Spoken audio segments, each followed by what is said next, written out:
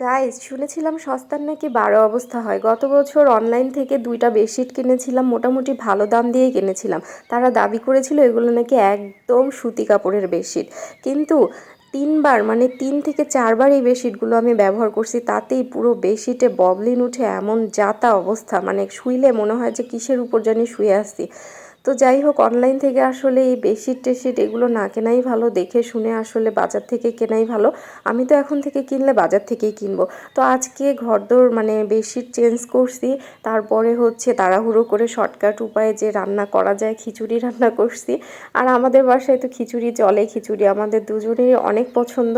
তো এই যে ওয়াশিং মেশিনে আমি কাপড়গুলো দিছি, আর হচ্ছে এখানে হচ্ছে টাইমিংটা হচ্ছে স্ট্যান্ডার্ড মোডে দিছি। তো এই যে মাঝামাঝি একটা টাইমে আমি করি কি, স্যাভলন বা ডেটল যেটাই থাক সেটা দিয়ে দেই, তাহলে একটা নিজের কাছে কাপড় ধোয়ার পর ফ্রেশ লাগে, যে না মনে হয় জীবাণুমুক্ত হয়ে গেছে। তো এই যে আমিও গোসল করে ফেলছি। তারপর সবাই কেমন আছেন? আমি আছি মোটামুটি, দিনকাল যাচ্ছে মোটামুটি। শরীরটা কেন জানি ভালো যাচ্ছে না, ঠান্ডা লাগছে, সর্দি লাগছে। আসলে আবহাওয়া চেঞ্জ হচ্ছে তো। আর দেখেন পিকুর একটা নতুন খেলনা বানাই দিছি। ও হচ্ছে আমাদের চার্জার ঝুলায় থাকলে চার্জার ধরে টানাটানি করে, এই জন্য আমি এটা বানাই দিছি, এখন ওইটার সাথে খেলে। তারপর এই যে আমার কাপড় ধোয়া হয়ে গেছে। ওয়াশিং মেশিনে কিন্তু কাপড় খুব সুন্দর পরিষ্কার হয়, কিন্তু এই যে এই ওয়াশিং মেশিনগুলোতে একটা সমস্যা হয়, কাপড় পেঁচায় যায়, ঠিক আছে। তো আমি এই যে কাপড়গুলো নাড়ে দেওয়ার জন্য বাইরে আসছি, তো কাপড় নেড়ে দিতে দিতে প্রায় সন্ধ্যা হয়ে গেছে, আমি মানে অন্য একটা কাজে ব্যস্ত ছিলাম। তো যাই হোক, এগুলো রাতে বাতাসের মধ্যেই দেখা যাবে অর্ধেক শুকিয়ে গেছে, কারণ ওয়াশিং মেশিন থেকে কিন্তু কাপড় অর্ধেক শুকিয়েই বের হয়।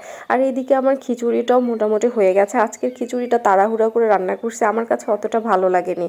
তো তারপর সন্ধ্যাবেলায় মাথা ব্যথা করছিল, আর এমনিতেও কফি খাওয়ার একটা নেশা উঠে যায়। তো এই যে 2 কাপ কফি বানালাম, আর এই পিচ্চি কাপটা এটা হচ্ছে আমার, আমি এটাতে কফি খাই।